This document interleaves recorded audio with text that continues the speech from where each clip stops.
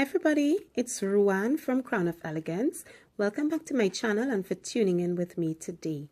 Today I'm going to show you guys how to make a box centerpiece, and this is perfect as a DIY for if you have a baby shower or any other event. And all the items that you need will be listed in the description box below, so feel free to check that out. And let's get started. So because I like to recycle, I always find opportunities to use the old boxes that I have in stock, and this one is a Native Valley box. So this project is perfect if you have empty boxes just lying around and you don't know what to do with them. So the first thing I'm actually doing here is cutting off the little flaps that are at the top of the box so that I could have a perfect rectangular box to make the base of the centerpiece. And we are doing this to all the little flaps that are on the box.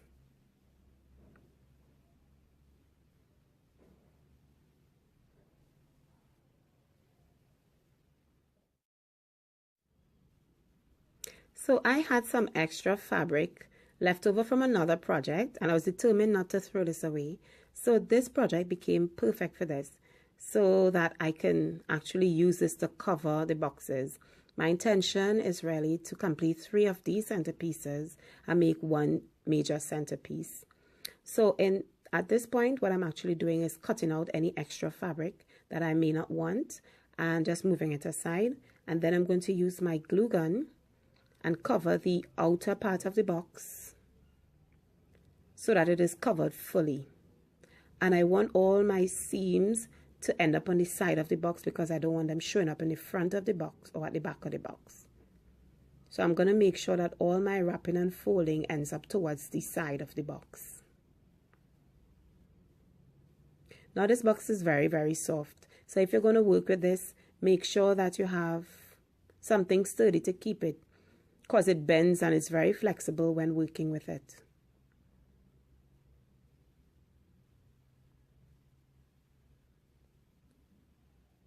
One thing to note as well, if you have a complex African print to work with, ensure that your pattern lines up on all around the box. And make sure it lines up evenly. But in this case, I'm not encountering that, so that is no problem for me. Wherever my fabric lands, that's okay with me. So I'm just covering the long side, and then I'm just proceeding to cover the short side of the box and to complete the box in the way that I want it.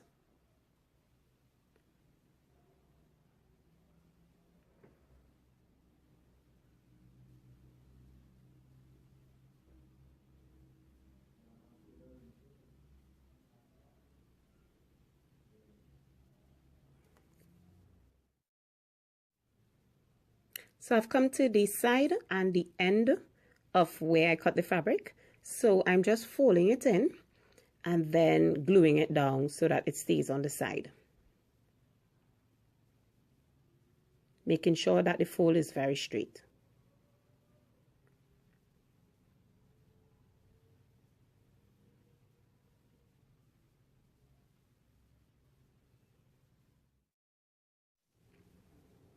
So I'm just cutting off any extra pieces that I don't want at the base of the box because I don't want any bulk, and I'm just going to fold in the fabric like a present. At the top of the box, I am just going to cut off any extra fabric that I don't need and then tuck the remaining fabric into the box. Then use my glue gun and attach it to the sides.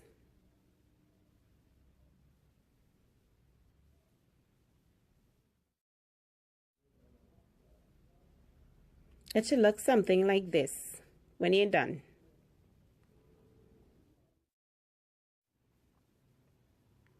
So taking the base of my box, I am just going to fill it with dry floral foam.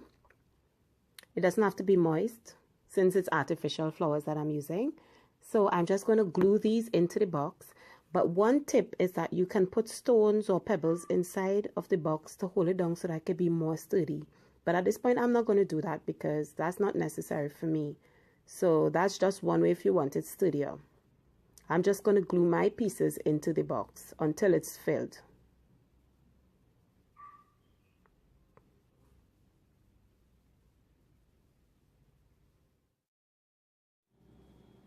So this is what it looks like thus far. I ran out of floral foam, so I had to end up using pieces of reed foam. So I had some blue and purple flowers from another project that I really wanted to use up. So I thought I could use it for this one because it matched very well with the fabric.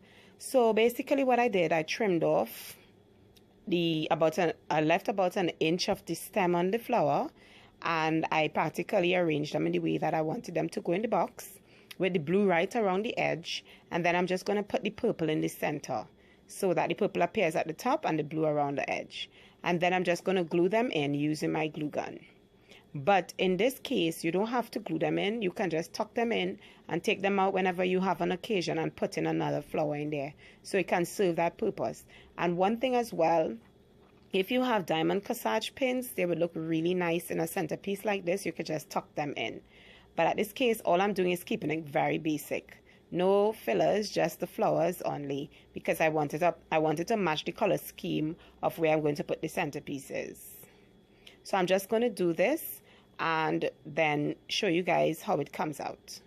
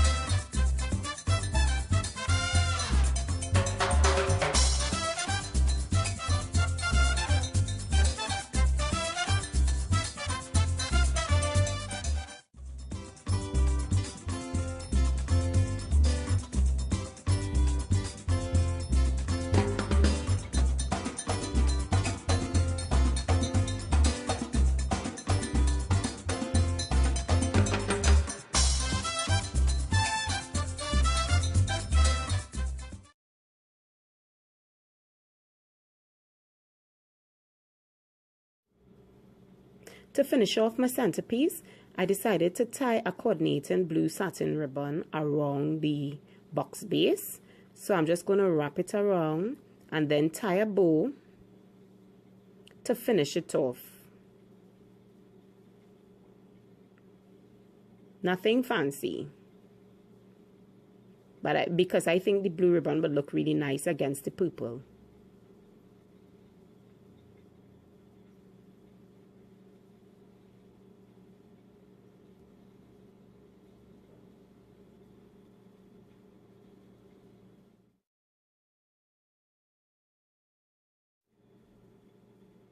So I'm just putting some finishing touches on it and just neaten up the bow, and then I'm just going to cut the end of the ribbon like a fishtail. And this is how it should look. So the last thing I'm going to add is a sequin that I have, and I'm just going to attach it onto the front of the bow. This is how it turned out. I'm so happy I decided to try this. So guys, thank you so much for watching, and talk to you in the next video.